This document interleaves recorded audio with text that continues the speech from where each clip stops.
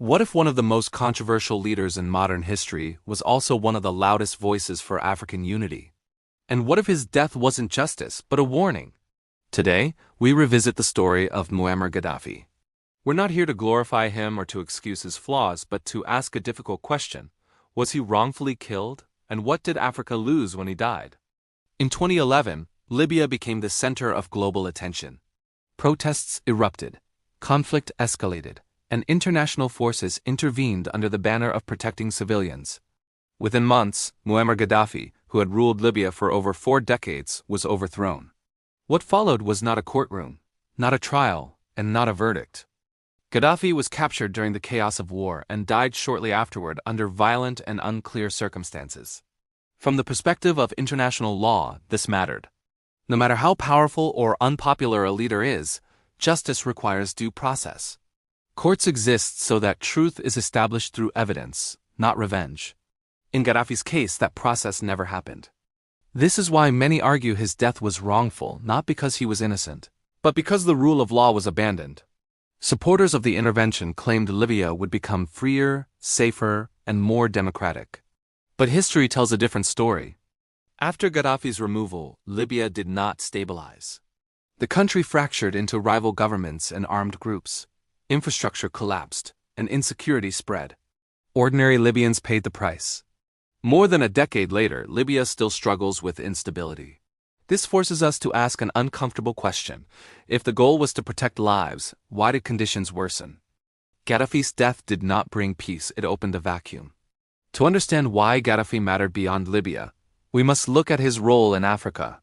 In his later years, Gaddafi shifted his focus away from Europe and toward the African continent. He became one of the strongest advocates for Pan-Africanism, the idea that Africa's strength lies in its unity. He didn't just talk about it. Libya funded African Union programs, paid membership dues for poorer countries, and invested in infrastructure across the continent.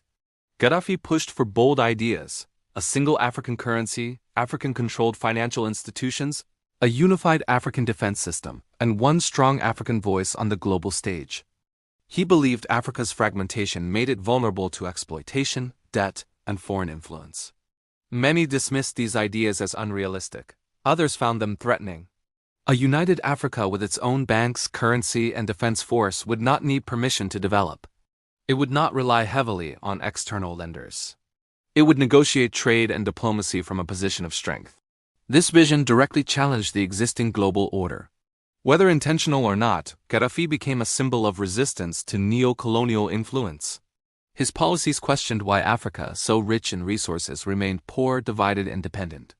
When he fell, many of these projects stalled or disappeared entirely. Now it's important to be honest. Gaddafi ruled with an iron hand. Political opposition was limited, and his system was often repressive. These facts should not be ignored. But history is rarely black and white. Under his leadership, Libya had one of the highest standards of living in Africa. Education and healthcare were free. Housing and basic services were heavily subsidized. Massive national projects improved access to water and infrastructure. Recognizing these achievements doesn't excuse his failures, but it challenges the idea that his death was a simple moral victory. Justice isn't about liking someone. It's about applying the law equally. Gaddafi's killing sent a powerful message to the world, especially to Africa. It suggested that leaders who strongly challenge global power structures may not be removed through dialogue or law, but through force.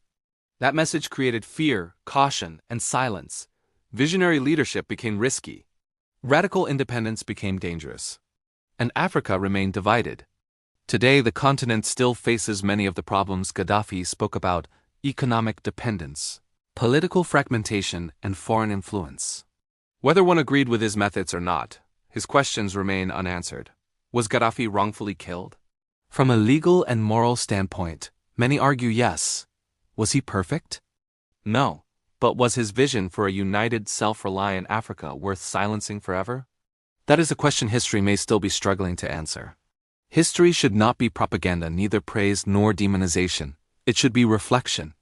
And perhaps, in reflecting on Gaddafi's death, Africa can still reclaim the conversation he started about unity, sovereignty, and self-determination.